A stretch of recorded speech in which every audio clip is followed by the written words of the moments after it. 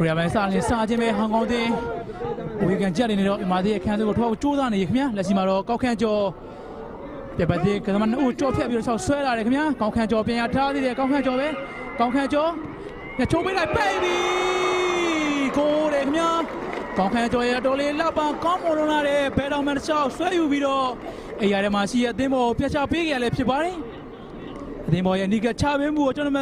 19သူရမင်းသက်အနီးကပိတ်သွင်းပြီးတော့ဒီနေ့ပွဲစဉ်ရဖွင့်ကိုဒုတိယပိုင်းစလို့10မိနစ်ကျော်မှာပဲမြန်မာအသင်းသီယူပေးနိုင်ခဲ့ပြီလေဖြစ်တယ်ခင်ဗျာ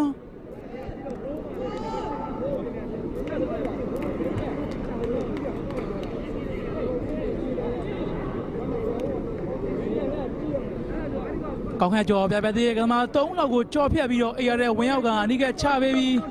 ဒီချပေးမှုတော့အေရထဲမှာသင်းစီတယ်ကျွန်တော်们19သူရမင်းသက်အနီးကပိတ်သွင်းကဒီနေ့ပွဲစဉ်ရဖွင့်ကိုသီယူပေးကြလဲဖြစ်ပါတယ်ဒီနေ့ဇွန်လ4